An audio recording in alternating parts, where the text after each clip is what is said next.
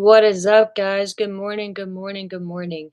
My audio is going to be trash, so let me know once you guys start filing in how bad it is. I've been fighting with StreamYard for I don't even know how long now. The drop down does not let you select on your microphone. So I have a Yeti mic here.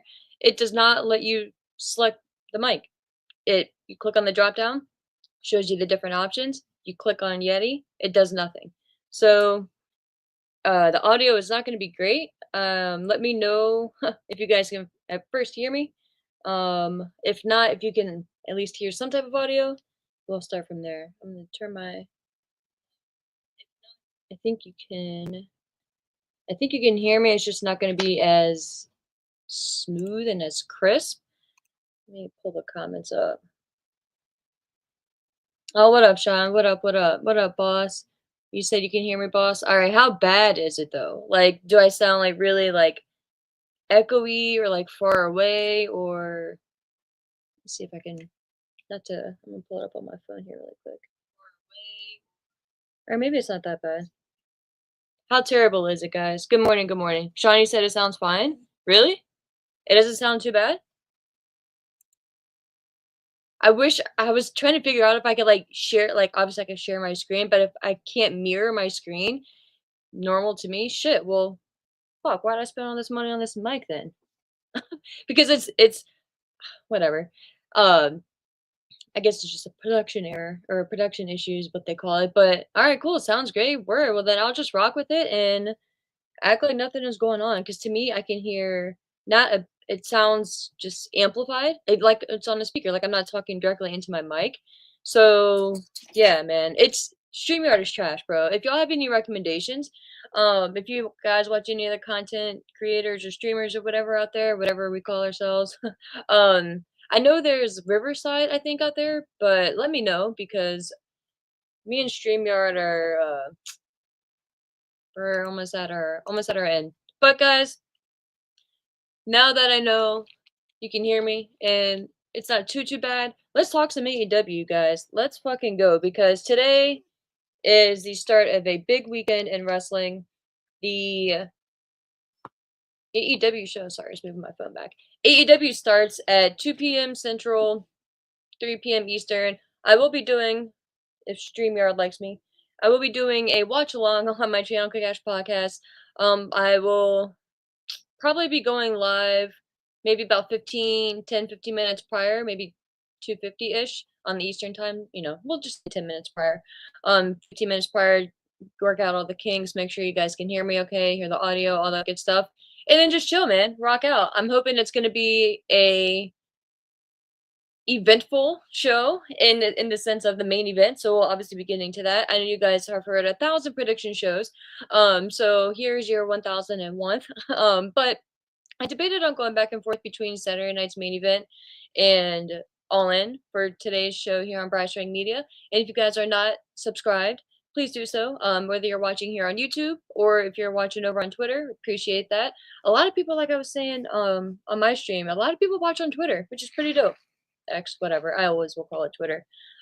That's pretty cool. So shout out to everyone watching over there. And like I said, if you're watching here on YouTube, if you would be so kind as to like and subscribe, that does help with the algorithm. I know that sounds very cliche and maybe cringy to some people, but it's true. Sai, what up, bro? You recommend Ecamm Live. Why does that sound risque, Sai? Are you trying to get me? You trying to get my computer like with some viruses or some shit? Just playing, buddy. Good morning, good morning. Well, good afternoon to you, Sai.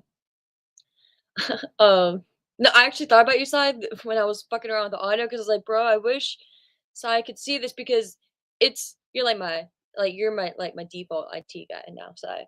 It's so frustrating because the drop down it lets you click on the microphone, but it doesn't save. It doesn't do anything. So whatever. You guys can hear me okay, that's all that matters. AEW All In is upon us, guys. We are mere hours away. Low-key was getting FOMO this morning when I was driving to get my coffee because I was debating on going to All In. I had to have a procedure done on Thursday, so that kind of put a halt on some things anyway, but I am one of those people, like I've mentioned before, if you've listened to me before, if not, I use wrestling as like my little excuse to travel, to explore places I've never been to. I see a wrestling show that I want to go to in a state that I haven't been to, or maybe haven't been outside the US yet, but hopefully soon. So far just a state that a pretty big show or a cool show is going to be happening in. If I can get the time off, then use that as an excuse to explore. Um, I've not been to Texas yet, but I hear, obviously, cool things in Texas. But Texas is one of those states where there's like obviously many different cities, right? But it's such a big state and so many different like well-known cities, right? Like you have San Antonio, you have Dallas, you have Austin. Like each one makes Texas feel like a big deal. Like it feels like, oh, that could be the capital type shit. You know what I mean? Almost like Florida. Almost like Florida. But yeah. And of course, like just Texas being Texas. Always wanted to visit. I wanted to check out those, what are they called, the Walker Texas Rangers. See if I could see any Rangers out there. You know, some bullshit like that. But yeah, just saying, I was getting a little bit of FOMO. I was listening to Jason Powell, actually. Jason Powell, ProWrestling.net. He did a show with Will Pruitt, I believe it was. And Will is in the area and going to the show, so shout out to him. That's pretty cool. But yeah, that's all. I was like, damn, wish I could have gone. If any of you guys have been in Texas, let me know if you have any recommendations. I within the next year though, I am making it a point to go to either Canada or the UK. So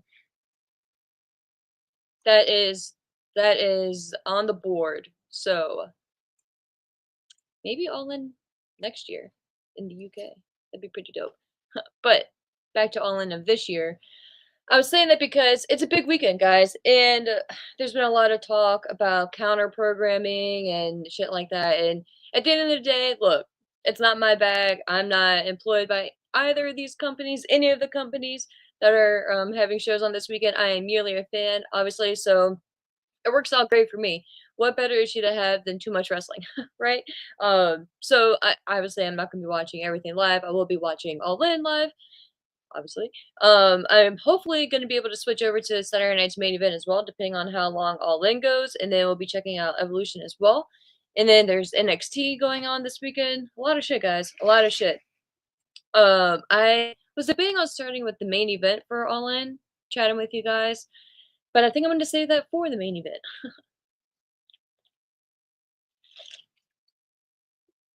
Sorry, yeah. There's some leading factors of why the UK is etching out of Canada, but Canada's always been up there on the list, bro. But yeah. Oh, sigh. Okay. You said I have not seen AEW in 10 months. I'd love to be persuaded to buy it by the end of the stream. All right, bro. I take that as a challenge. Let's go. And Sai, you never said anything about that ECAM live, bro. Trying to set me up? And yes, K Smith. Good morning, bro. Good morning. Good morning. You said, aren't they planning Wembley again for All In? Yes, they are, dude. Next year. Next year. It has been confirmed. So, good possibility. Very good possibility. The boss, you said Japan. That is on my list as well. I don't know if you want to call it a bucket list, but I have a little list of places that I have to go to before I expire on this earth. So Japan is absolutely, no doubt, top 10. Maybe like I don't think it's top. I don't have my list out, but I don't think it's top 5. I think it's like right after that. But yeah, dude, 100%, 100%. And I read Japan. I didn't. Well, I saw like a clipping. I didn't read the whole article, but they just like developed this internet that like it's like crazy fast. I just blanked on the specifics of it, but it was, I don't know. You could download the entire Netflix catalog in like a second or two, or some shit like that. It was wild, or maybe it was a couple seconds, some shit like that. Look it up. Again, I ain't here. I'm not a fact person. I'm just oh, I heard of this, and we go from there. But yeah, All In, guys. You know how I am, guys. Get sidetracked. We have a stacked card. However, It is not as bad as I was thinking it was going to be. We are what, 12 matches in? Move this over here really quick.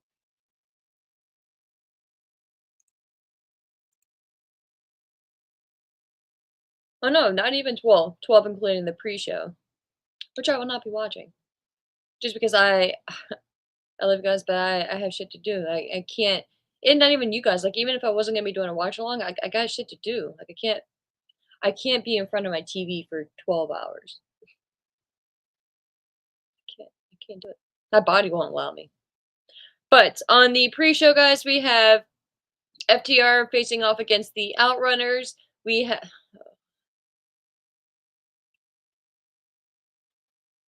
skip that one. We have the Sons of Texas, Dustin Rhodes, Marshall Von Erich, Ross Von Erich, and Sammy Guevara, with Kevin Von Erich facing off against Shane Taylor Promotions, which is of course Shane Taylor, Captain Sean Dean, Lee Moriarty, and Carly Bravo. And Big Boom. We also have Big Boom, guys. Big Boom has made his way back to our screens, guys. No, on my screen, but he is back. Big Boom and the conglomeration will be facing off against the Don Callis family. 2 8-man tag matches and then the tag team match on the pre-show. So I'm sure it'll be good. Yes, I'm not even trying to shit talk on it or anything like that. I just will not be watching it just because I don't have time. I gotta get shit done. I gotta go to the store. I gotta buy food. Gotta get shit done. Right? Gotta be a human. Gotta go outside and touch grass. Right? That's what they all say. And that's a that's the one of the comebacks, right? And they're like, oh, when people are arguing online, they're like, oh, go touch some grass. Okay, I'm gonna go. There. Never mind. Never mind. This is a PG show. Hmm. Okay. But on to the main card, guys. And I'm very, very interested to see the actual like lineup for the card itself. Obviously, we know the main event, but I'm very intrigued to see the other big matches. I guess you could say like we have what, big three? To see how they kind of anchor and fill out the card. Are we gonna have, for instance, like Mercedes and Tony Storm open the card, or are they gonna be more towards the middle of the card, or are they gonna be more, shout out Kelly in the back? Are they gonna be right before the main event? Tony Storm. Tony Khan has been known to, for instance, like when women have a big match, put it right up there at the top. But obviously it is going to be a long show. And I don't know, guys. I was watching this um they have, I don't know if I can share. I'm not gonna share it. There's no audio. It's on AEW's page. They posted it. Well, when I had the screen pulled up, it was about 34 minutes ago. So within this past hour, the AEW crew setting up the stage and getting ready for All In, which I love. I love the time lapse. I am such a weird fan. Like I'm that fan that ends just to watch the production crew and like the crew members like take down the ring, take down the tables. Like I try to stay as long as I can. I mean, of course, I try to get pictures right with any wrestlers I hang out, but I just love seeing like how the sausage gets made. I guess like I just think that's fascinating, and that's why for me why I love going to the shows too, to see what happens like in the intermission. Just the crew coming out there, like changing the ring mats, how quickly they get shit done too, and it's just incredible. So for me, like low key, like an ideal like job for me. Cause man, I could never be a wrestler, right? I could, I'm not built for it. I think it'd be like I would love to learn and like I would love to like go through the training and everything, but I'm just not entertaining. You know what I mean? Like I'm just not like an entertaining character. So, and I can admit that. You know what I mean? But I would love to be part of like the production, like the crew. Like just setting up. Like I love to be like the person like behind the scenes type thing. Like helping set up everything, like being like the helping hand. That would be ideal for me. So I I mean it's like a time lapse and it's sped up, but they have a there's a point to this. On AEW's page, they have the time lapse of the production crew setting up the stage and everything. Um, I was interested in that because I wanted to see if it was closed. Obviously, they're in a stadium. It's blistering hot out there. I think it's like I don't know the temperature right now, but it's gonna be in the 90s. And the bad side about them doing an earlier show is that they're in like the prime heat of the day, dude. Like, for instance, like out here in Florida, psh, from like even damn in like the like critical part of summer, you want to back it up to like 11:30 to like 2:30. I've learned it's like crucial heat, and then of course like between like 1 and 3, you got like your random thunderstorm, not even thunderstorm, but rainstorm. But Texas, bro, like I've I've heard the heat has been even hotter over there recently. So I was looking on their page to see if they have the dome closed, and so far they do. I don't know if that was just for crew and what they're gonna do about that. I had a stream on my page, Kickash Podcast on YouTube. Check it out if you like. A couple days ago, maybe last week, whatever it was, and someone had mentioned that it is a retractable roof. And I believe they said it doesn't take long at all to close. So I hope that is a feature for them. I'm not 100% like I'm not that knowledgeable when it comes to stadiums and their roofs. So if anyone in the chat knows for certain, again, let me know. Just remind me on that. But I say that because while I did have FOMO this morning about wanting to be there, I don't envy those people sitting there in that heat, bro, if that roof is open. Like, can you imagine sitting there with what, 25? I think that's what they're gauging, 25,000 wrestling fans in a stadium in the blistering heat. Like, bro, like people are already out there right now tailgating, living it up, having a good time, as they should. All that shit's gonna start sweating out. You know what I mean? Like, bro, like, and people are gonna be wearing some tank tops. I don't know. I don't know, bro. That's not like, yo, like, shout out and props to everyone out there. If I have one hope for everyone in Texas is that that roof is closed, at least for now. And if they can open that bitch when it gets, well, that's the thing too. Like, I don't. By the time the show ends, it's still gonna be daylight. So I don't know, guys. Let me know what you think. I don't know. It's not that big of a deal, but I'm just one of the little things that I always think about.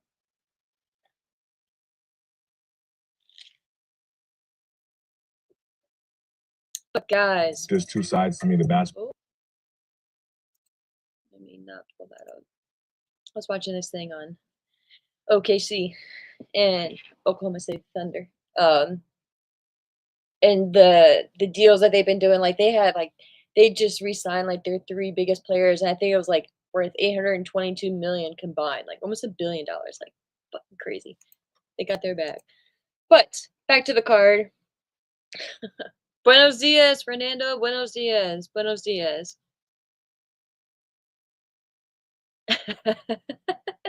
Sorry, you cracked me up, bro.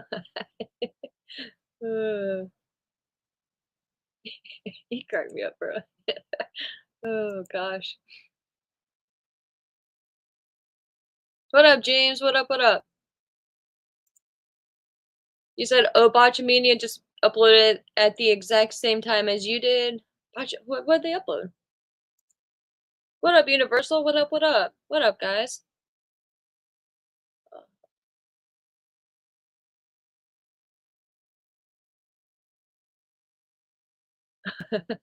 K Smith, you said my mom told me San Antonio is kind of boring. Good to know, bro. Good to know.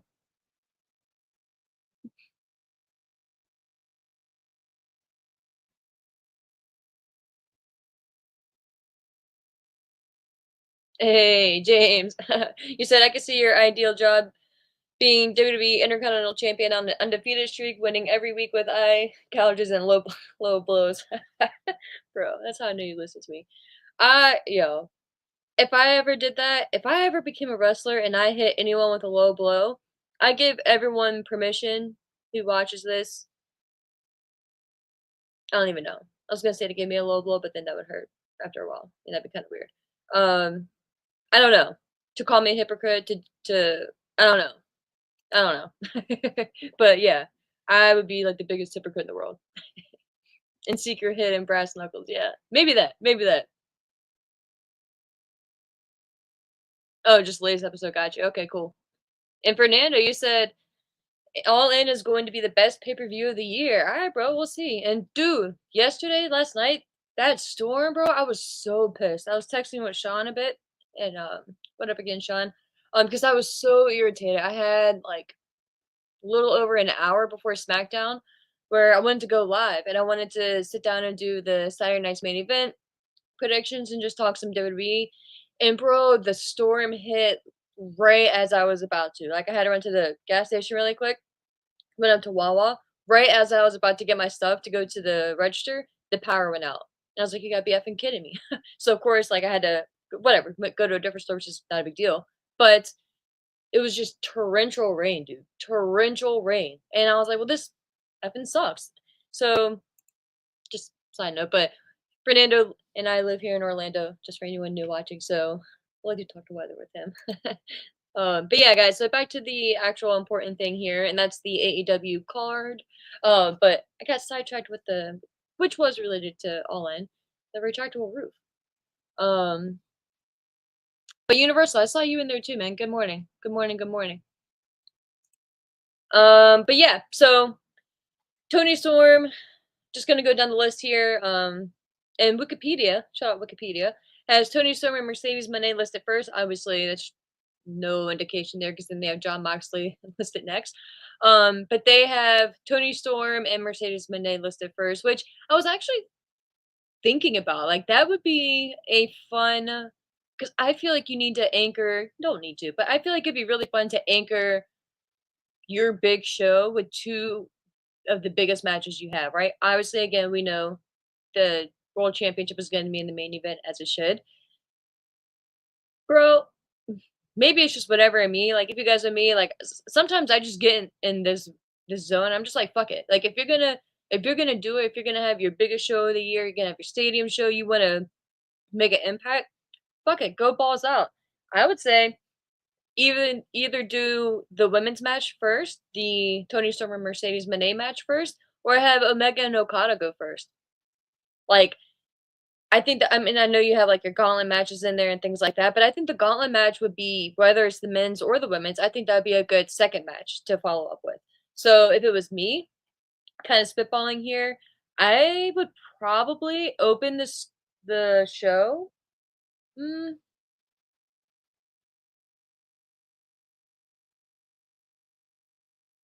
I'd probably go Omega and Okada first, to be honest with you, and that may sound crazy, that may be I don't know, but bro, like you okay, what I was just saying regarding the heat, the length of the show, everything like that.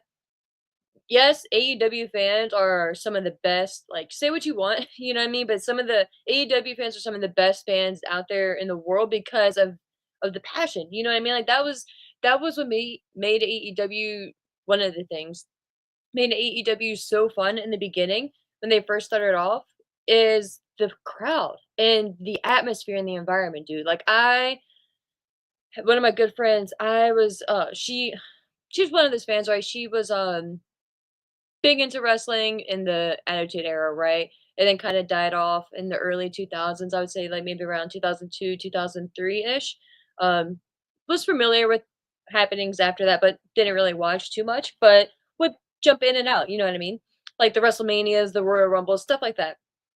When AEW came around, I was like, I because me and my friend Walter, if you guys will listen to me before, I hate to repeat stories, but we went to the inaugural Dynamite in Washington D.C. And dude, when I tell you that was one of the best shows I've ever been to, solely because of the environment and the fans and what they put into that show, dude. Like they had little stands set up. They had like a little station. It was like a little photo booth where it had like this interactive like splashboard almost in the back. It was virtual. It was like one of those like kind of like what they had with their the TV commercial used to be, where it was like the almost like a powder, colorful powder type shit in the background. I don't know. Yeah, I'd have to pull it up. But just stuff like that. It was just fun to go around and do, and the fans were just the energy was different, dude. And it was like that I wanna say for the first 2 years, 3 years, but and then, like, the majority like, obviously, like, the amount of fans died down a bit, but dude, even still going to the shows, man, that feeling is still there, and so I can only imagine what it the environment is like out there right now. So, shout out to everyone who's out there and going to the show and who's gonna be at the stadium for it, but the point of that is when you have that environment, you want to capitalize on that, and I think going into, again, your biggest show of the year, you being Tony Khan, you have your dream match. This was I mean, if not the sole reason, like 1B, why he signed Tony or why he signed Tony Khan, why he signed Okada, and that is to redo the Okada and Omega match. Thankfully, wrestling aside, like, personally, like, of course, like, thankfully, like, Kenny Omega is fine and much better, you know, as him as a human being, right? But as a wrestler, we are lucky as fans that he is able to continue wrestling and get back in the ring and perform as he has been, right? Like, it's almost like he was never even injured, right? Like, nothing even happened. So, the fact that we're able to get this match, I think take full advantage of the environment, the excitement for it, and fucking put this on first, dude. Like have I think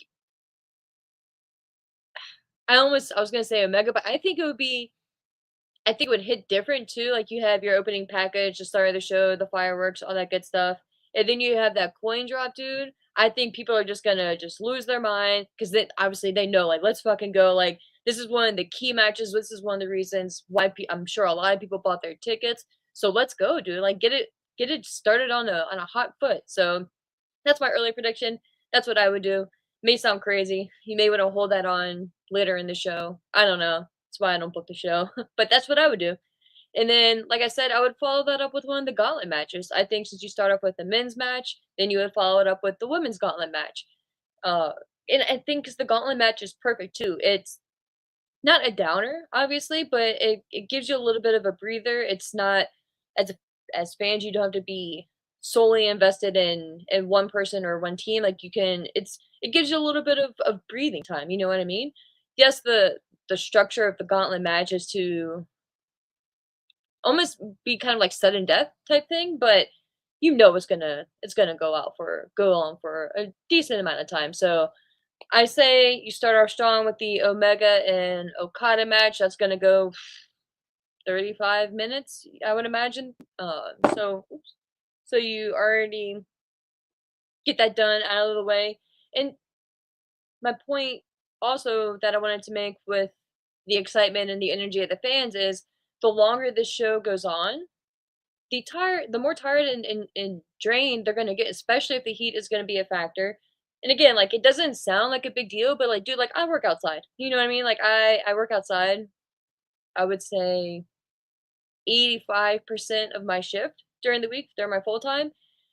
And it's draining, dude. And I'm blessed where yes, I work outside, but I don't have to do too much manual labor. You know what I mean? Like I'm not out there like digging ditches and like slinging asphalt and shit like that. Thankfully, you know, like I'm blessed, but I still have to be out there in the fucking heat. So I know just from what I'm doing outside in the heat, that's one thing. So whether if you're just like standing out there, sitting out there, or if you're actively out there as a wrestler or the talent or the ring crew, like it's draining, dude. Especially like, and again, shout out to the crew, the cameramen that are going to be out there wearing all black, holding those heavy ass like cameras and equipment. Like, shout out to them, dude. Like, they're the real MVPs. You know what I mean? Like, yes, the wrestlers go out there and do amazing work, and they're obviously like the stars of the show. But bro, the things that the crew members do, and the little things like holding the cameras for hours in the heat, all those conditions, like props to them. So again, going back to why I think it's a good idea if you have Omega and Okada on first, you absorb as much energy and excitement from those people as you can.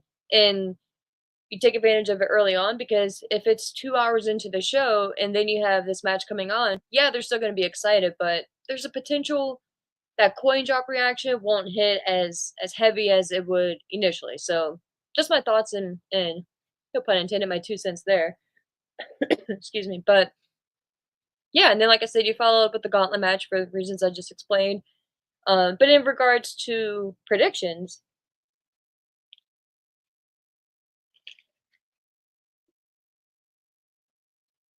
for the women's, man, I'll hold off on that one.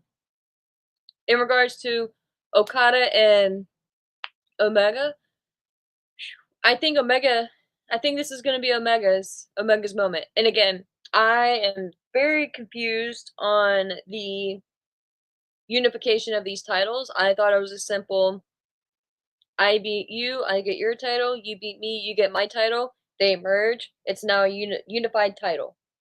Even that itself, I didn't like the name, the Unified Championship, because if I'm a new fan 2 years from now or a year from now, and Omega comes out or Joe Schmo comes out and they're the unified champion, my first question would be like, okay, like what, like unified what?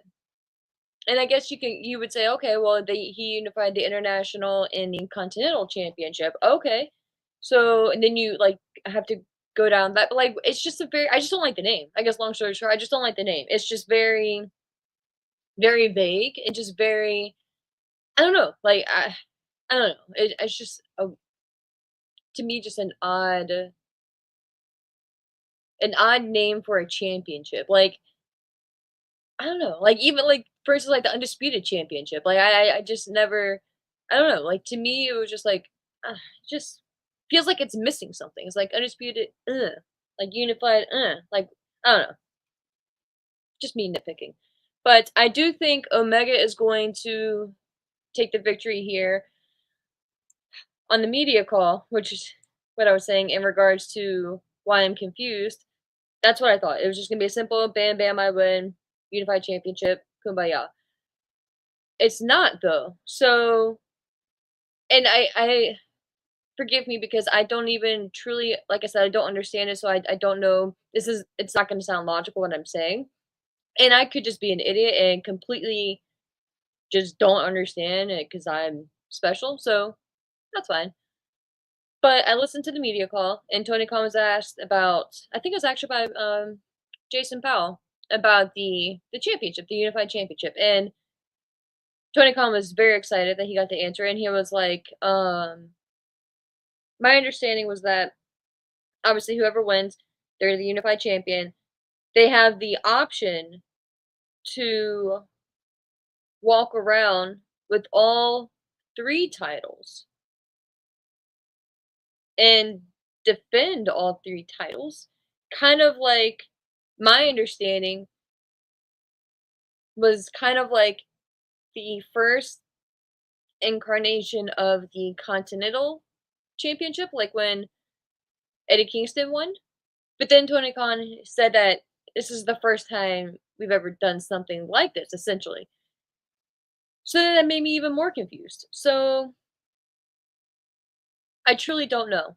And I don't know like if you so if you make a unified title and the whole purpose of this match is to unify the international championship and the continental championship, which there in fact makes a unified championship, which is this third title.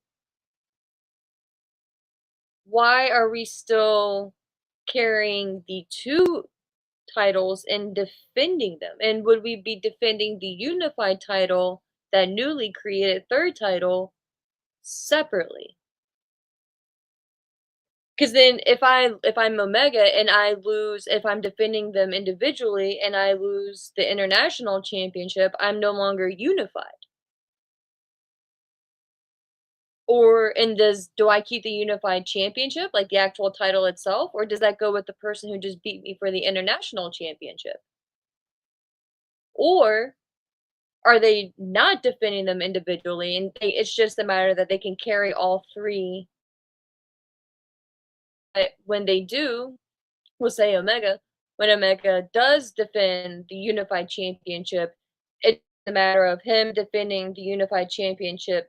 Like that's what the match would be. So for instance, like let's say Omega wins, he beats Okada, and then Wednesday on Dynamite, he is defending the unified championship against Takeshita, we'll say, whatever. Just making shit up right now, just to try to figure this out. So Omega, the match will be set up, and it will be Omega versus Takeshita for the AEW Unified Championship.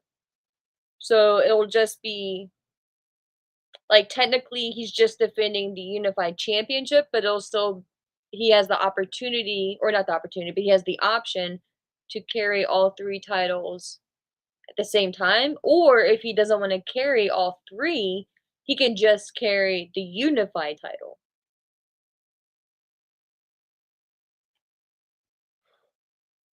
I feel really stressed out.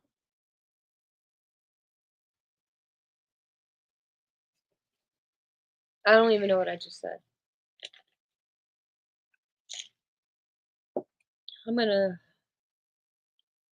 Please help me. I'm going in the chat here to see if you guys can help me. 'Cause I'm so confused.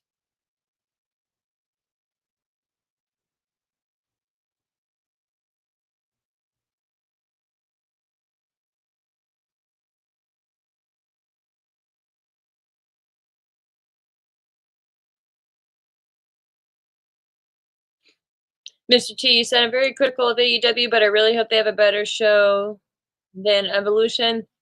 I know it sounds sexist, but don't care about Evolution at all. There's been no build to that show at all. I mean, honestly, dude, like it'd be one thing if you were like, "Fuck Evolution, I don't want to watch a women's show," then that'd be sexist. But if you're just saying you don't care about Evolution because there's been no build, then that's not sexist at all. And to be fair, Evolution has not been a well put together or properly hyped show at all. And I mean, it's no doubt like if you, it's not even a comparison. AEW All In is much better, is a much better put together show than Evolution. So that doesn't make you sexist at all, dude. No, again, like I was saying, if you're like, oh fuck those women, then yeah, I'd be like, what's your problem, bro? Relax. But yeah, no, I get you. I get you.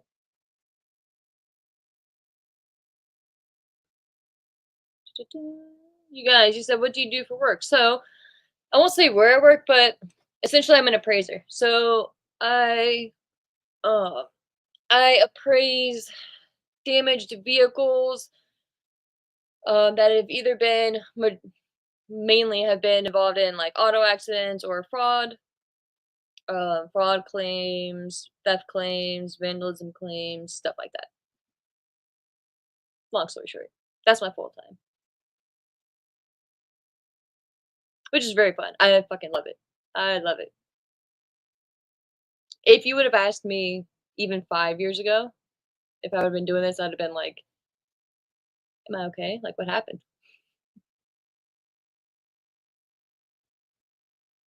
But yeah, Fernando, you said working in humidity sucks. That's it, the humidity part, and you can't see your screen. Like for me, like I have to walk around with my laptop. I can't see shit. Like that's the worst part.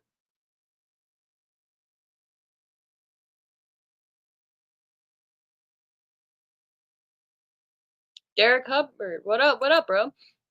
You said I would give the win and the belts to Okada. The guy has been cashing massive checks for little effort. It is time to make him earn his money and prove his credentials. That's actually a very good point, dude. That's actually a very good point. And another reason why I'm excited for this match is to see what Okada we get. You know, like are we going to? And again, this is coming from me personally, like I'm not even gonna pretend like I am the most avid New Japan fan. I've seen probably a handful of matches, but the matches I've seen, like I really want to see what Okada we get here. And I was one of those people when he was signed to AEW. Well, to be completely honest, I wanted him to go to WWE because I thought they would be able to hone his character. I thought they would have treated him like a main event star. I thought they would have put time and effort into him. Maybe that sounds crazy. I mean, if you know, look at Shinsuke. But I think it would have been different in the sense that WWE was in a different place there. Had different management in place. Triple H, I think, would have understood if even if he didn't know the full scope of Okada, he would have understand like, okay, this dude's a big deal. We need to take care of him, you know? I feel like they would have at least presented him as a big deal coming out the gate. And I just kind of like for the reason why when Omega's contract was coming up for renewal, whenever it was, I wanted him to go to WWE as well. Not because like, oh fuck AEW, like nothing like that. I am a very character driven fan. I love learning about what makes that character tick, why they are who they are. Like again, like I'm a very big why person in general. So that is why I was looking forward to it. And again, I know it sounds crazy, right? Because WWE is not in the ideal place storyline wise currently. Um, but and maybe it's just blind optimism or whatever. But that was my thoughts then. But you're right though, Derek. Maybe if they do put the belts on Okada, maybe this would shake him up and this match and then getting the weight of the world, right? Like the weight and the pressure of these championships, this newly crowned title, whatever it's gonna be. Um, maybe that would force him to be like, all right, bitch, let's go. You know what I mean?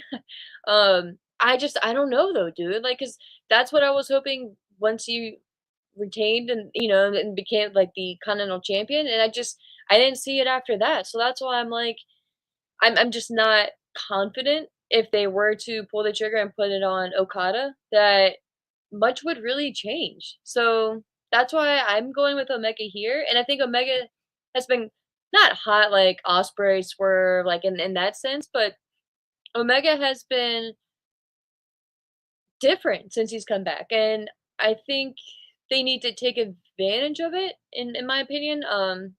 Again, I could be wrong, and if this is a wake up call for Okada, like this maybe figuratively like slaps some sense into him. He's like, no, like I need to go back to being the Rainmaker who I was in Japan, da da da. Then yeah, I'm all for it. But I think the follow up for the winner of this match will be key for me to see what happens. So yeah, man, good point.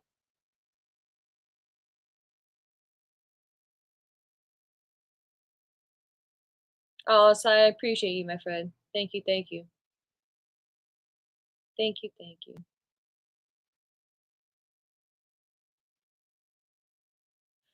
Derek again. Yeah, you said my general rule in life. If I can't summarize something in 2 sentences, I don't know what I'm talking about, or the concept is too confusing for adequate comprehension. Yeah, exactly, dude. Exactly. And again, I still don't know.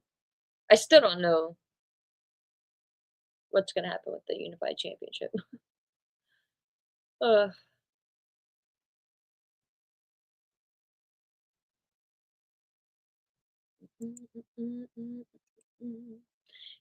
James. Um, from Insurance Plan. Yes and no. Yes and no. Um, yeah. Yes and no is what I'll say. But yeah, so continuing on the women's gauntlet match, I don't I think I'm going with, and this seems to be like the popular choice, Megan Bain here until we get a full scope of who is listed. I'm just going Megan Bain. I feel like she would be good regardless of who wins between Tony Storm and Mercedes. Um, Yeah, and like I'm trying to think if we have any. Maybe Ruby Soho could return, but I don't see her like winning the gauntlet or anything. I'm trying to think of like anyone who's been out for a while who can make like a surprise return. I don't know. I think that would be it, like women wise. Yeah, I think Ruby is the only one who's been out for a little bit now. So yeah, but I think Megan Bain is the best option just because again, like I don't think they should have pushed her or I don't think they should have put her in that title position as early as they did. I think they should have just continued to let her build, build, build, and then go from there. And then have her come out, win the gauntlet match, and then go. But we'll see. But that's my pick for the women's gauntlet match. For the men's, I'll just knock the gauntlet matches out right here. Of course, we know MJF and Mark Briscoe will be starting off. I am not a fan of the pickle. I'm not a fan of that pickle, kosher or not. Um, I'm just not a fan of them. It's just like I get the sports entertaining type, aspect. You gotta, have some laughs. It's just, I don't know. It doesn't tickle my fancy.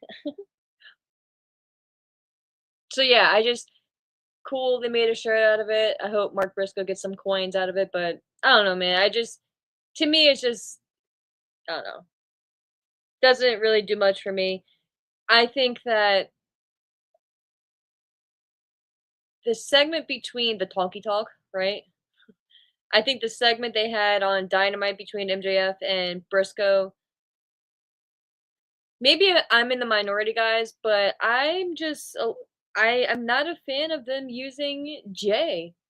We've already gone through that with Jericho, right? Like, is this gonna be it? Now, is this gonna be the crutch for every bad guy that goes against Mark? Oh, we're gonna talk about Jay? Like, come on.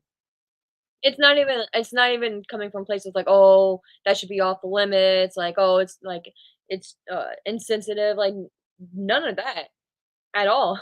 You know what I mean? The reason I don't like it is because, like, there's more to Mark Briscoe than that, and I mean that with all due respect. I'm actually mean that as a compliment to Mark Briscoe. Like, yes, he's obviously known for being part of the tag team and all that stuff, but he's a singles wrestler now. Like, he is out there doing his own thing.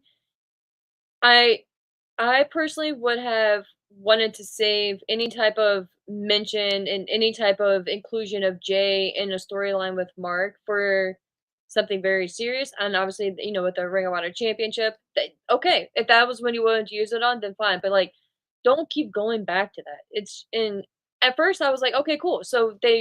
I loved how Mark set it up. He Again, kinda like the Eminem thing, you know what I mean? He went out there and called out MJF on what he knew MJF was gonna go at him on, right? Like, he went out there and said, "I know you're gonna talk about Jay," like, pretty much, like, shot him down before he could. And MJF, you can tell, was kinda, excuse me, taken or caught off guard by that. Not caught off guard, but he was like, "Okay." Um, and then took it a different direction. And I forget exactly what he said, but something to the effect of, like, I'm sure if Jay was here, he would've, like, wished it was, like, Mark that win and not him or some shit like that. And okay, like, if if you say that to me, like, I'm tackling you, dude. Like, I don't know how to fight, but I'm tackling you and I'm doing something. You know what I mean? But there's no laughter after that. There's no downplay of it after that. Like, you bring up my brother who just recently passed, and not even, like, you take it a different direction. Like, no, bro, like, no. It's one of those things where it has to be on site at that point, right? And then later on, we saw him in a backstage segment in was it with Renee, right? And I forget exactly what he said. Um, and she just started laughing. And again, like, I get it, like, sometimes you get broken or whatever, but like, I just feel like it wasn't taken seriously. And not a shot at Renee at all, at all. Renee is amazing at her job. It was I just don't think he should have had that segment, period. I think they should have left it alone with what happened in the ring, and then the next time you see them 2 is at All In.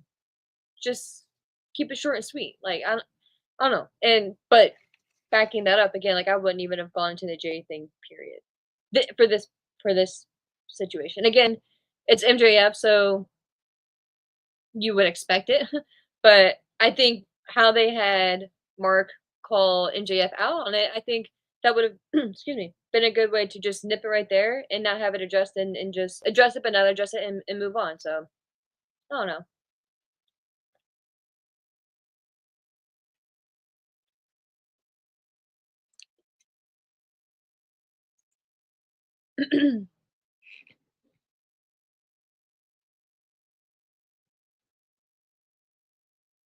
Going back through your chats here really quick.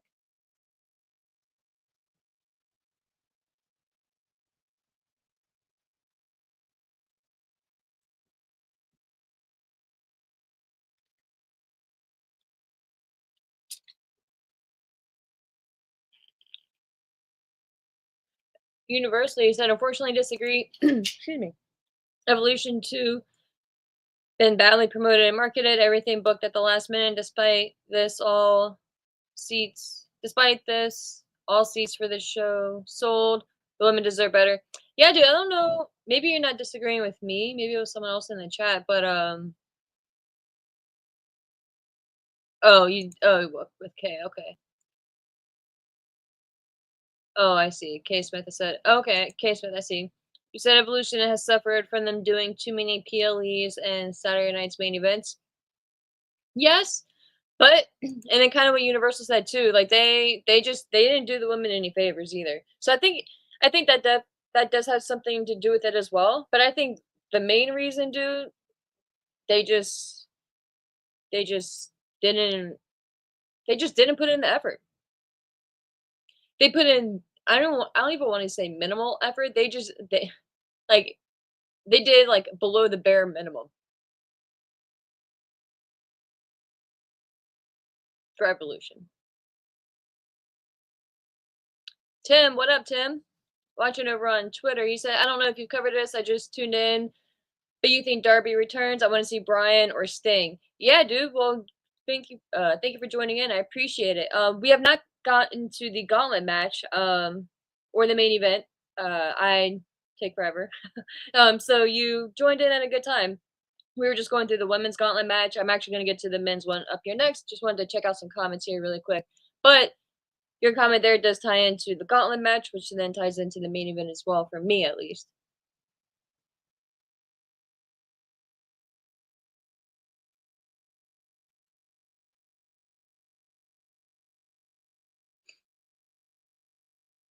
Donnell Mason, what up? What up, dude? You said, do you think MJF was out of line for what he said to Mark Briscoe? I don't think he was out of line. I just think it's unnecessary. I just like I don't even want to call it like cheap heat because it's just unnecessary. I guess is the best way for me to put it. It like just come on, bro. Come on. Oh, Derek, yeah, you said I am with you talking about a guy's dead brother for 5 years now. Get some new material for God's sakes. Yeah, bro. Like, come on, come on. Like, I get it. We all get it. Like, in my opinion, MJF is better than it. I don't know. He's just better than it. And again, not saying the way he presented it was cool. Like I liked that they at least switched it up a little bit, but like it didn't go this stereotypical way. At least he said something a little bit different. But like I would just leave it alone altogether. Really. All right, and then moving on to the men's gauntlet match. Like, well, continuing on with the men's gauntlet match, like I was saying, we know, excuse me, we know we have MJF and Mark Briscoe starting out. In regards to, I think it was Tim, I believe, yeah. In regards to Darby Allin returning, I do think we get a Darby Allin return. Now, whether it happens here in the gauntlet match or if it's going to be in the Family and Friends main event, I don't know. Part of me, part of like I'm actually kind of torn. Part of me thinks it would makes sense either way, right? So it makes sense if you have him return in the gauntlet match as a surprise because if he does end up winning the gauntlet match, he now at least you have an answer for Hangman, like one of his first opponents. Yes, it's two baby faces going against each other, so it's not ideal. You do have story that you can go off of. It could be like a mutual respecting, but it doesn't hit as hard or as in my opinion, you just wouldn't want that to be your first opponent for Hangman coming out. Well, yes, again, it would be an easy match to do for, I guess, like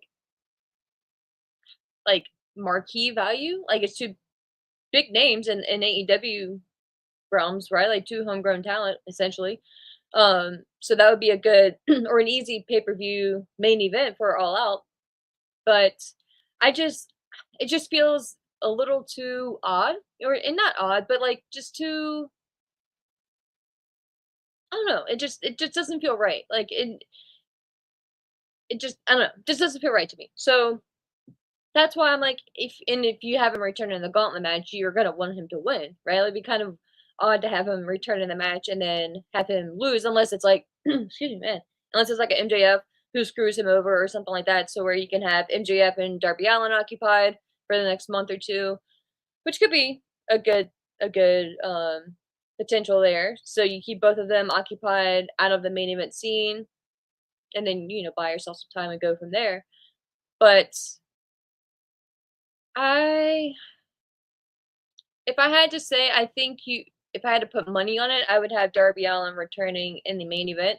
Like I said, the family and friends, when everyone and literally their brother, will be coming out to swing and have a go in the Texas Death Match. So we'll get to that. I'll just get to my predictions for that here, since it ties into it. I do think we'll see Darby Allin. Like I said, I think we'll be seeing Sting. Golly, I hope. Honestly, though, out of everyone, out of everyone that we'll be getting, I hope we get Eddie Kingston. I hope. I miss that dude so much, man. I have not been up to date on his recovery. I have no idea where he's at with it. I know it's been forever. I don't know if he's good now, if he's just like waiting for that time to come back, or if he's still like finishing out the last few kinks of recovery. I don't know, man, but I just think this would be perfect. I think it would be perfect. I think if you have a moment where like all your cards are down, like all like the Death Riders are just beating the hell out of maybe it's Hangman or maybe Darby has come in, and because everyone kind of expects Darby, right? Like it's kind of like an expected surprise type thing. So Darby, or maybe you have Sting come out first, right? And or maybe even not. Let's. I'm just spitballing it. Maybe Darby comes out. He comes out to try to make the save, and then they start beating down Darby. Then Sting comes out. They obviously take out Sting, and then it's just the numbers advantage, right? Like everyone starts piling in. It's like, oh my god, Death Riders are gonna retain again. The next thing you know, Eddie Kingston music's hit, and then he comes out, bro. Can you imagine if he comes out with the gasoline can again? That'd be tremendous. But I just think that would be I would love that. I just miss Eddie Kingston so much. So that's my wild card. And of course, like you already know the story with him and Moxley right there. So I just think that'd be fantastic. And then I think if Moxley does end up losing, he needs to take a couple months off, just storyline wise and character wise. He just needs to be gone. The whole Death Riders, all of them need to be gone for at least 2 months, at least. But if you're not, and for whatever reason you feel like you need to have Moxley and the Death Riders at least finishing up at All Out, and then they'll go on their little hiatus after that. If they do, I just hope they do. Um, then I can see a match between Eddie Kingston and John Moxley at All Out. So we'll see. We will see. But my official prediction for the championship match, I know we're jumping all over the place, is Hangman. Hangman takes the cake, bro. Hangman is the guy. I've been saying this for months now. Everyone was on the Osprey train. I was like, just not the story to me, the story seemed obvious, bro. Like it's always been Hangman. It's always been Hangman. Ever since All In was announced for Texas, and we realized there was no time soon that Moxley was dropping the title, it was a given to me. Like, yeah, you can make the case for Osprey, and it's a very good case to be made, but that's not the story. And even the discussion where it was a toss up between winning the finals between Hangman and Osprey in the Owen Hart finals. To me, I don't even buy into that. You know what I mean? Like not that I don't believe whoever reported it, but to me, like it would have been a no brainer to me. Like it's been Hangman, it's gonna be Hangman, and Hangman is crowned today. So if he's not, I will be so upset. I will be so upset. I don't even know. I don't even know. So maybe that's a key and a little hook to join the watch along. But I don't. I. It's but it, to be fair, we'll see how it plays out if Moxley does not lose the title, or yeah, if Moxley does not lose the title. But bro, either way, I'm gonna be pissed because it's Hangman's time. I don't want any of the shit where, oh, like Darby's back, where saving the big crowning moment for Darby. No, no, no. No, no. So that's where I'm at with it. Again, the story has been played out for Hangman. Hangman has been AEW's homegrown, right? Like I know obviously he was in New Japan prior, all that good stuff. The story since the beginning of the company was the journey of Hangman, where we started off with Hangman trying to become the inaugural champion. He failed. He went through his triumphs, his darkness with his tag team with Omega, his issue with alcohol, his friends, the Elite, the Dark Order, the ups and downs with that.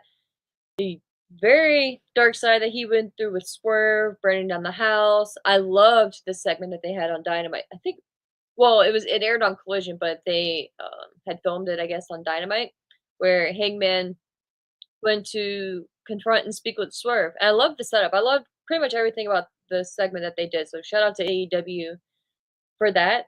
I think, Hangman was talking to Renee, and he was like, "I need to go talk to somebody," or something to that effect. And then he went into this locker room, and when he opened the door, it's something that you would expect to see. Osprey was sitting there, like kind of in the middle. Swerve was right there, and then Prince Nana was in the corner. Osprey were just like leaned back, kind of just chilling. Like you could tell they were just having a casual conversation, and Swerve was just it was normal. That's what I loved about it. It was normal. There was no cameraman or any in there. It didn't look forced. Everyone's reaction was normal. I love that's like it's so simple. That I almost feel kind of stupid for saying it, but I just love the simplicity of it. I loved how Hangman, or I'm sorry, that Osprey stood up not to like be in the middle, but kind of make sure he was in the middle physically to diffuse anything that could potentially happen.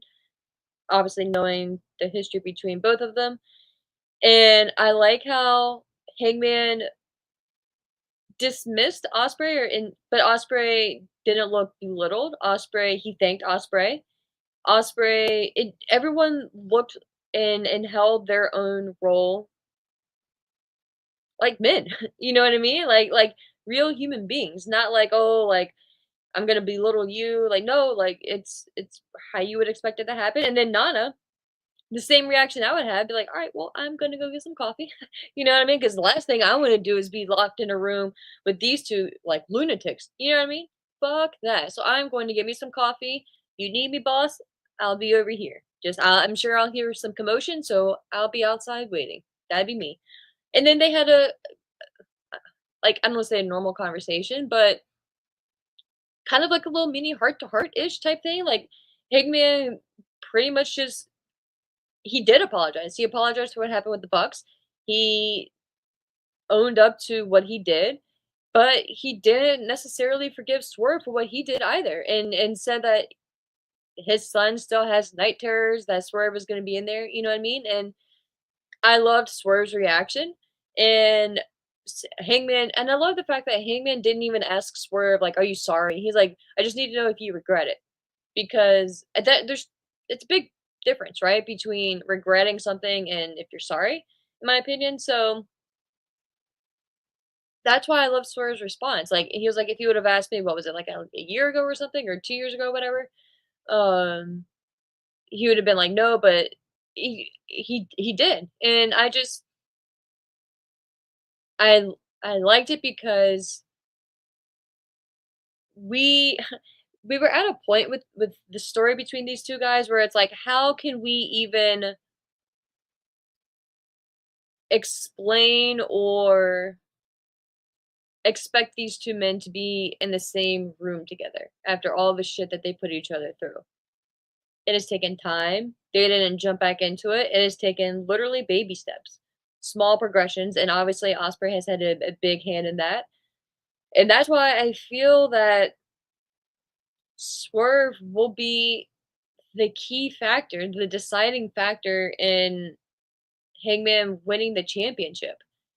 They could go both ways, and man, if you want to create a just in my opinion, a your next, like, top heel in AEW, you have Swerve come out there and cost Hangman the championship. If you want to continue that feud and you just want them to be bitter rivals to the end, then you have Swerve come out there and cost Hangman the title. I will be pissed. I'll tell you that. I will be pissed. Um, God, and in a lot of ways, it would make sense too. You know, it would make sense because then you have a built-in rematch right there for All Out. Hangman versus Swerve. You have Moxley retaining the championship, which I don't even want to say.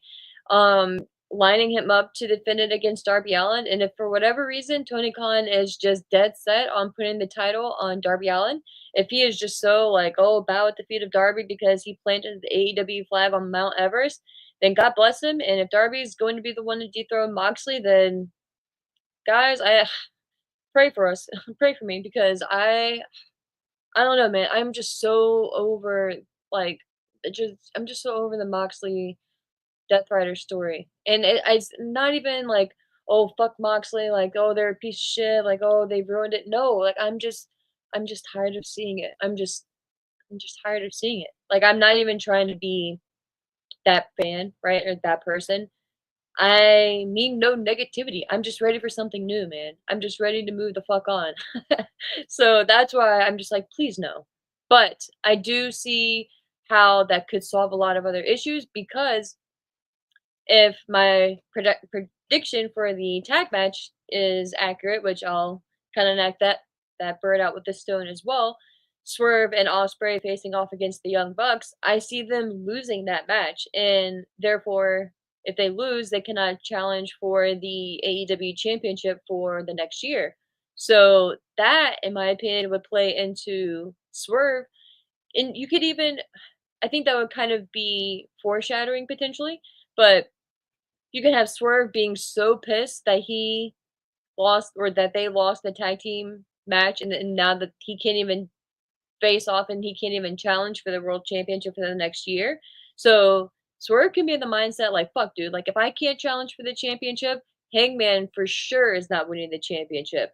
And if I can't be the champion for the next year, I'm gonna do everything in my power to make sure Hangman can't be either. So that could also play into Swerve's anger leading into the main event and why he wants to cost Hangman the championship as well. Because the more I talk about it, the more it makes sense, and the more it makes me so upset. If he loses to Hangman's one-time best friends, being the Young Bucks, and Swerve's sick, twisted, demented mind, that is an extension of Hangman. So if he loses, whether it's him that takes the pinfall loss or it's Osprey, if they lose to the Young Bucks, in his brain, that could be him losing to Hangman again. And that could just be the last thing to just push him over the edge and be like, screw it. If I can't have the championship, neither can you, man. God, and as much as I sit here and talk about it, y'all, it terrifies me. Terrifies me. And it's not even like I actually feel like that would be a good idea. Or not a maybe not a good idea, but it wouldn't be that bad of an idea.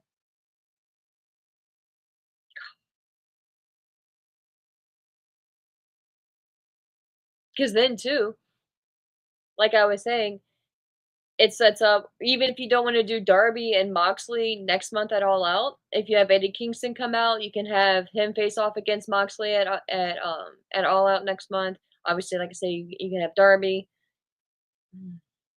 But I think if Hangman doesn't win here, they would have it would be because Darby's going to beat him at All Out, which I again, I'm just it's not even that I don't want Darby Allin to win the title at all. I want Jon Moxley to lose today. So yeah, man, that's where I'm at with it. I'm gonna check y'all's comments here. Let's see how y'all feel about it. If I'm just on this ledge by myself. But yeah, I'm gonna take a little sip of the drinkola. No, I'm about to block somebody. NJH Ball, she said Moxley forever. Man, it's about to be a high and by, NJ. Just play it, bro.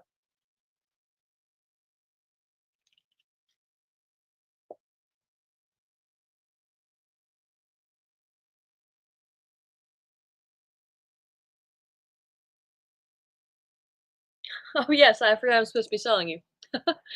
There might be a roof and Ashley might get pissed, yeah. I mean, yeah, there it is. To be honest with you though, dude, I think it's gonna be a fun show. I think it's gonna be a fun show. Now, if we get a fucking bag or some shit, I will I'll take responsibility for that side.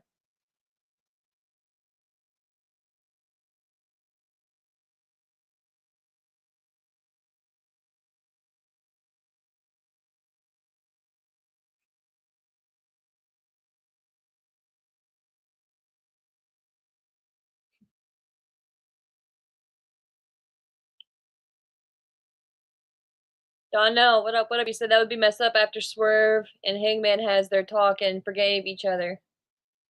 I know, dude. I know. I know. That's why I'm hoping I'm wrong.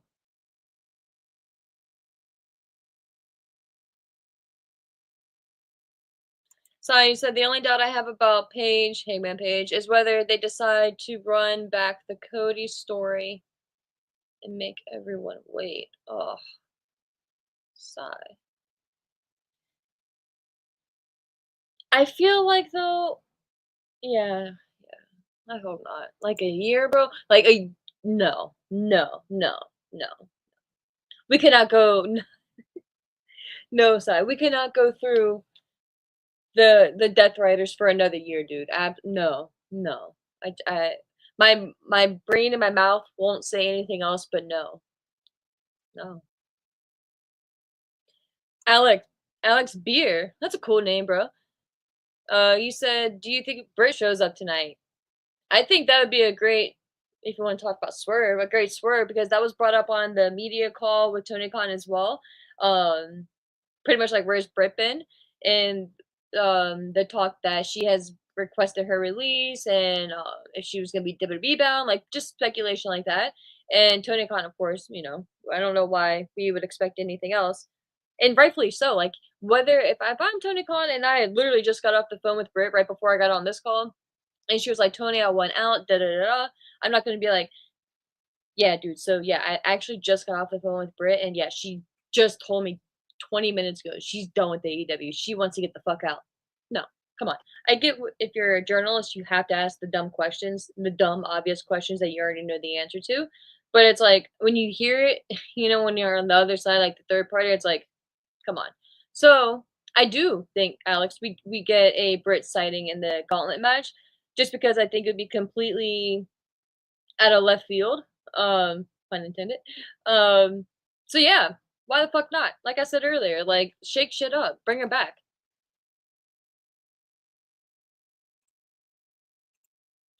Um, I Why not? Have some fun with it. Bring her back. But moving on, guys, because I can sit here and talk to you guys all day, and I do have to get ready for the stream later on. Holy shit, it's 12:15.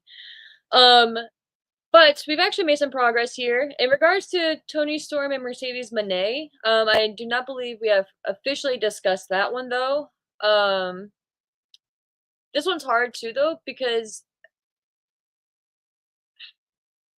part of me feels like this is the opportunity to put all the belts on Monet and make her just that power hungry, crazy mofo who just lets all the gold go to her brain, and then that's the story that we expect her to be on, right? The downward spiral. She loses everything. Like once she starts losing one, she starts losing everything.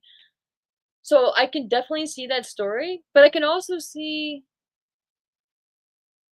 Tony retaining. You know what I mean? I just for whatever reason, like like part of me is like I don't really know what else we would do with Tony Storm as a champion, but I don't know what Tony Storm would do without the championship. And to me, like if Mercedes wins, like I don't know. To me it just gets a little too convoluted.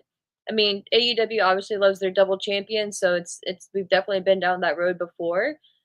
And it could be a moment for Mercedes to have all those championships, but I think the bigger moment and the bigger deal and the bigger impact that you need to have for your company as a whole, I think like the tone is to keep it on Tony Storm. No pun intended there. Um, I think you not that even losing this match, if you're Mercedes, would be the start of that downward spiral, but I think it could shake up her confidence a bit, and it can kind of, like, shake her out of this delusion a little bit and have her be like, "Okay," like, kinda bring her down a little bit and kinda humanize her character a little bit more and go from there. And I think also, obviously, it creates the division still and more options for the women's division. I'm just very concerned that if Mercedes wins, it's just going to really convolute the division even more. Um, so yeah, like I can definitely see Mercedes winning here, but I think I just want Tony Storm to win. And not even like that. I know you guys, if you guys are on Twitter, I know you guys have seen all the bullshit lately about the creative control, the back and forth between um some content creators. And I just think that's just wild. Just wild. But I don't to me, man, I don't really care. In long story short, it again, it's not my company. I can make a I can make a case for both sides. I'm not going to get into that right now, but I think the story could be too that maybe Tony Storm is the one that Mercedes can't beat. You know, like she can go around beating all these other people and all these other champions, but she just can't top Tony Storm. So I'm going with Tony Storm retaining here. Couple more matches, guys. We have Adam Cole defending the TNT Championship against Kyle Fletcher. It's just sad what has gone on with Adam Cole lately. I think this match is for Kyle Fletcher to win. I think Kyle Fletcher is the future still. I think he needs something in the singles realm to really just hook his wagon onto, as they say, and go from there. And I think this will give him an opportunity to really make it his own and to kind of take over Collision. As I know it's not that big of a flex, right? But shit, if you have 5, 10, 15, 20 minutes, if you have a whether however many people are watching, you make that your own. You know what I mean?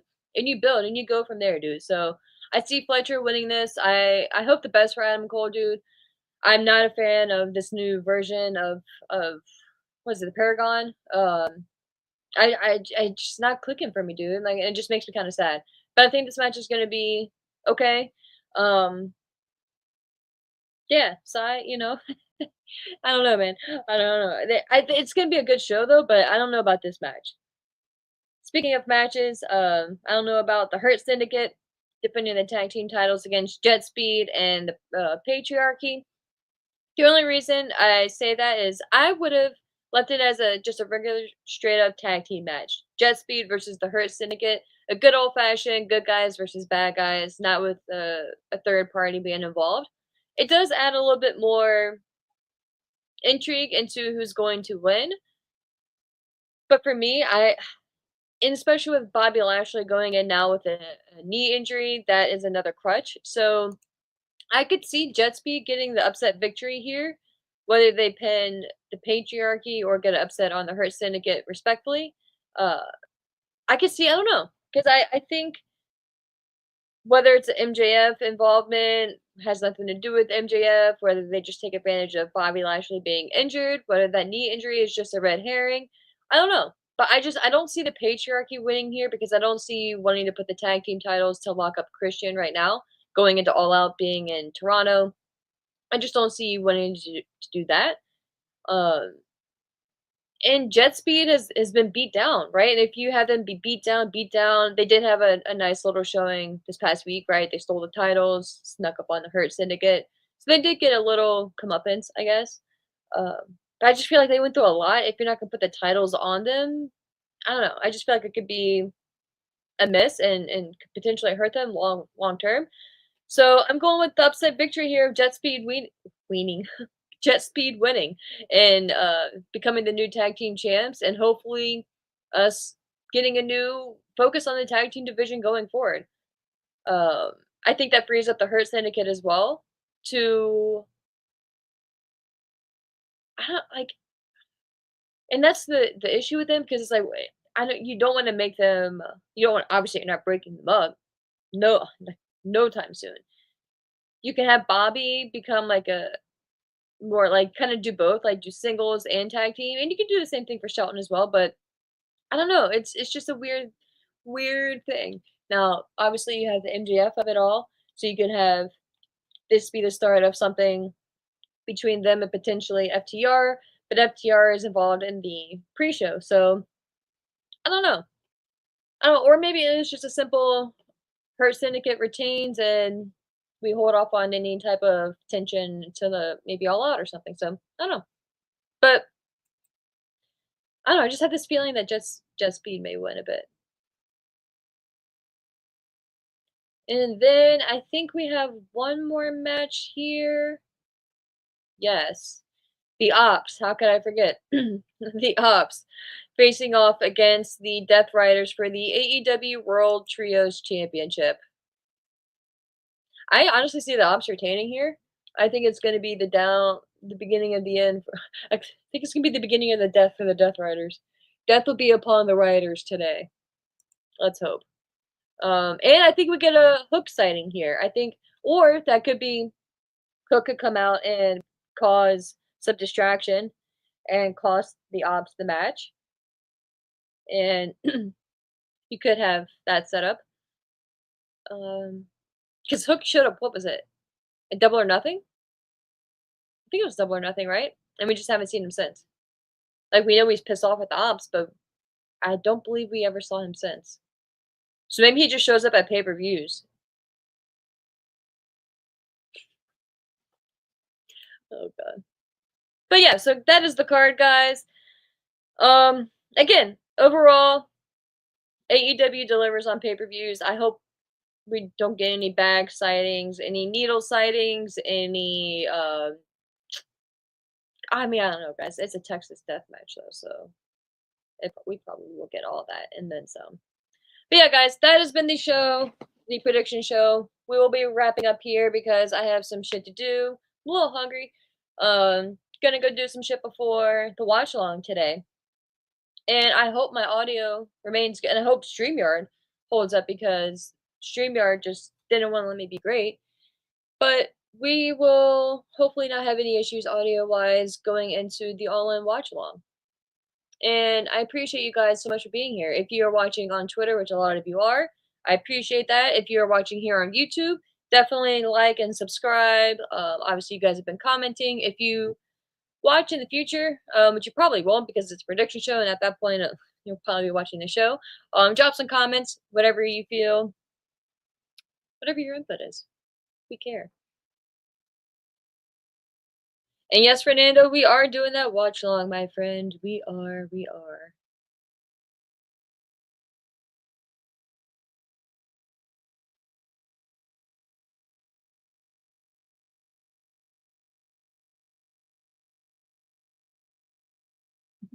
Y'all are funny.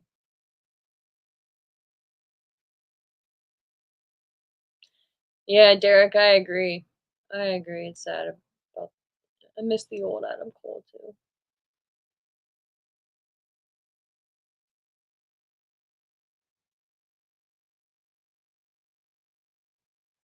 Hey, so I appreciate you, my friend. I appreciate you. Thank you so much. I will be checking that inbox. I appreciate you so much. Sai is the real MVP. Hey, Fernando, you said kick-ass watch-along shows, best in the game. I appreciate that, man. And it's only the best because you guys are there. Look, I mean, I'm still do it because I talk to myself. But no, you guys make it. I'm just here talking shit, and you guys make it what it is. So I appreciate you guys and the little community that we're building. It's really fun. So with that being said, guys, again, thank you all so much for joining here. I truly appreciate you all. We will be I think, like I said, probably like 250-ish. I'll set up the show here for my channel. We will be doing the watch along over on Kick Ash Podcast, so feel free to join me there. Of course, we have Saturday night's main event tonight as well. Obviously, Saturday night. So yeah, big night going ahead. I don't know when I'll be doing any type of review for Saturday night's main event. Depends on the lay of the next couple days.